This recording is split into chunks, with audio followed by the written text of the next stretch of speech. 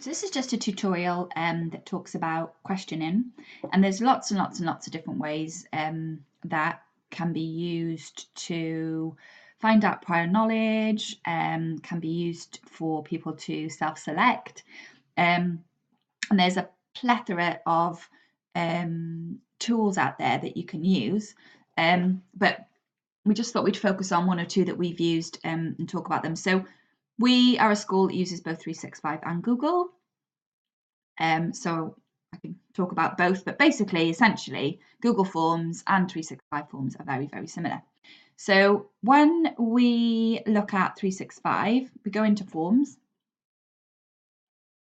and I'll just show you some of the things that we've actually used Forms for, both with students and with staff.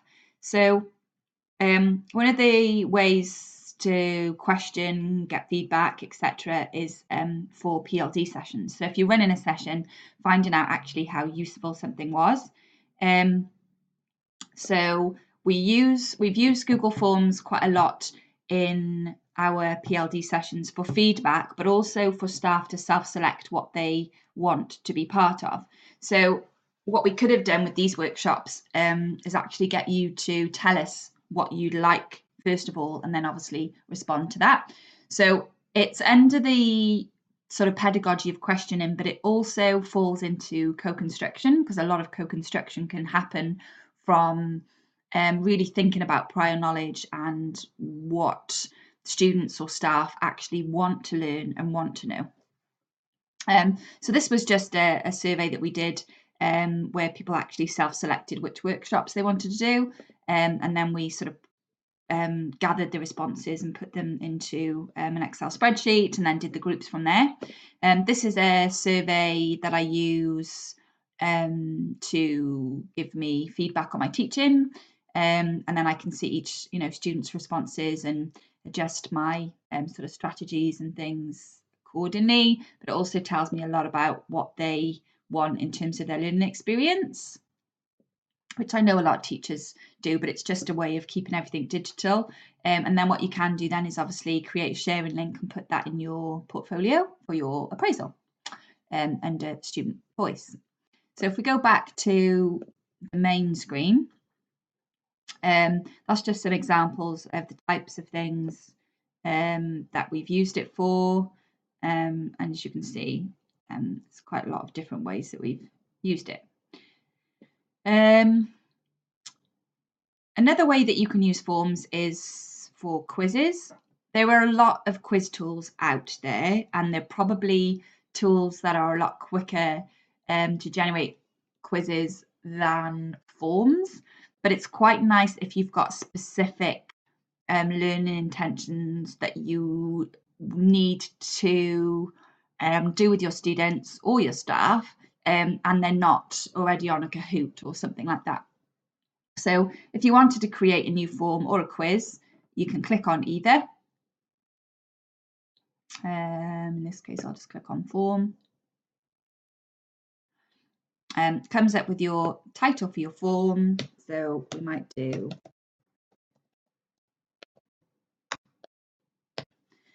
as our title. You can add a description. So this is a quiz about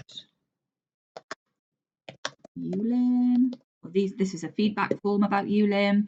Then just very similar to Google Forms, it gives you a choice. You can either choose choice, text, rating, or date. I very, very rarely use date, but you can actually select it for things that might actually require dates. Text is where if you're not sure that you're necessarily going to know respondents' answers, and rating is quite good in terms of feedback. So in this case, we might choose feedback. So please rate your level of enjoyment for this session. And then you can choose the levels. So it might be 1 to 10, might be 1 to 5, might be 1 to 3. It defaults to 5 normally, and then you can choose whether you want a number or a star. I always think a star makes it more obvious that it's, 4 stars is good and 5 stars is great. Whereas 1 to 5, sometimes people question, well, is 1 good and 5 bad, or is 1 bad and 5 good? So I tend to use stars, but it's obviously entirely up to you. If you want it required, you have to tick that button so that they can't move on to the next question unless they've answered that. And then you just click on add question. This one might be choice. We'll just do choice for this one just so you can see.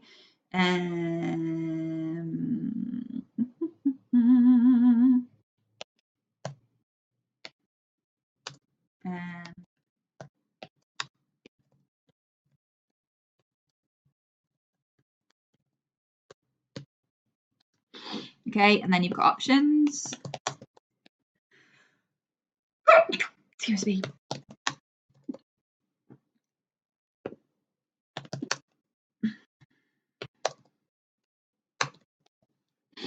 Okay, and then you can add other multiple answers. You could have that. So if something if answers can be chosen more than once, or in terms of if they think two of the answers suit their requirements. But in this case, it's either the start, the middle, or the end, or they could choose both. So if you wanted them to say, well, actually, I liked all of it, the start, the middle, and the end, then you could choose multiple answers. You can continue to add questions, and it just keeps on adding them. Oops.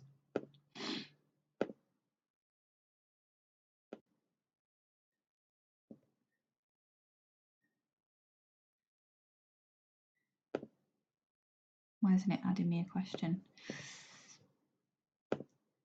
Add question. This time I'm going to choose text, and then my question will go there. Once you're finished, whoops, it basically saves automatically because it's all online anyway. And then what you can do then is you can choose, obviously, to share it. So you go to your sharing options, and you've got a multitude of different options in terms of sharing. So you can share a link. You can create a QR code and put that somewhere. That's quite cool to do with students if you're getting them to do like an orientation quiz or something. And you can embed it into an HTML document, and you can email it. So this is your collaborator link. So if other people, we've done quite a few sessions where people are actually, or you might do it with your students where they come up with a question each, so they can all collaborate on a quiz. So it might be that everyone in the class has got to think of a question, and then you do the quiz at the end of the lesson.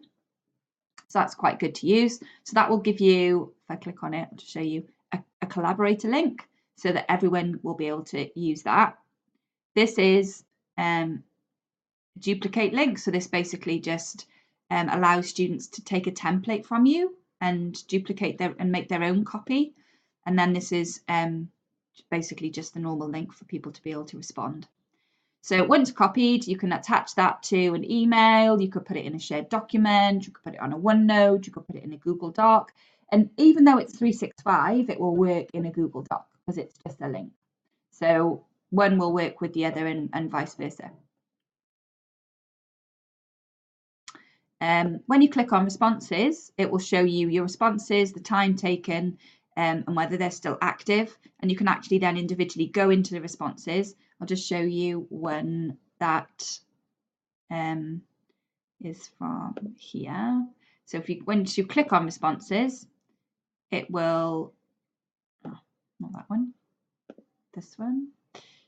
Let's go here. Once you click on responses, it will tell you how many respondents, so 72 in this case, what people have selected. So it gives you the results. And then if you go view results, you can actually see them individually and click through each individual response. So that's just a little bit about forms. And like I say, Google Forms works in exactly the same way. But it's just a really good way of thinking about questioning and really trying to co-construct the lessons based on what people actually want to know.